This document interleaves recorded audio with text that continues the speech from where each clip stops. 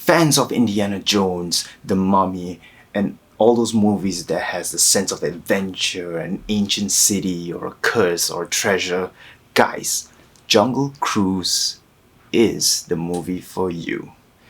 It's all like all those movies put together, but with the added chemistry of Emily Blunt, Dwayne Johnson, and of course my favorite, corny jokes and puns. Guys, this is my real view.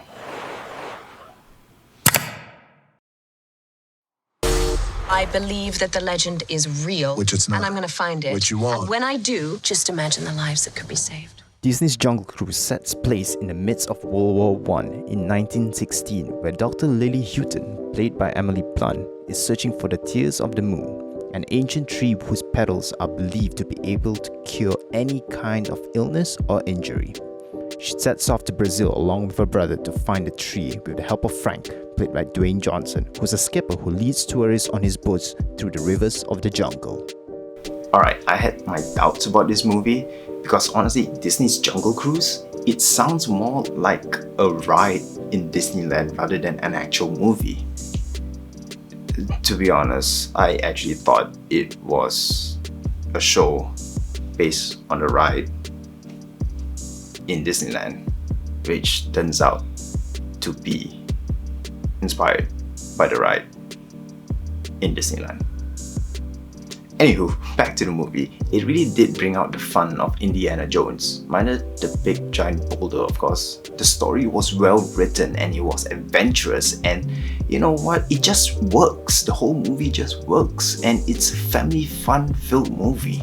The story flowed at a reasonable pace, nothing was rushed, and of course, if you're a moviegoer or enthusiast like me, there was some like basic formula that forms this kind of movie, you know, but of course, everything works, still works, you know, despite the fact that that's a formula that everyone's been using, still works. But nevertheless, the story was a smooth ride. Also, Blunt and Johnson's chemistry are insanely amazing somehow. I think this is the first movie they've actually worked together with. It started off with like just two people bickering at each other, which honestly in the beginning was kind of irritating, but suddenly they just went off with one another. They just blend. Lily's character was described as really determined and headstrong, while Frank's character was more laid back, kind of a know-it-all. So they kind of complement each other, to be honest. So should you give this film a watch? A definite yes. It's a family fun-filled movie, all good for the whole family. If you don't really, you know, just go watch it with or without your family. Which is ironic though, because someone in the movie who was sitting right in front of me was on his phone, or his or her phone, I don't know if it's his or her, like texting the entire time and not watching the movie. That dude or dudette missed out on an amazing film.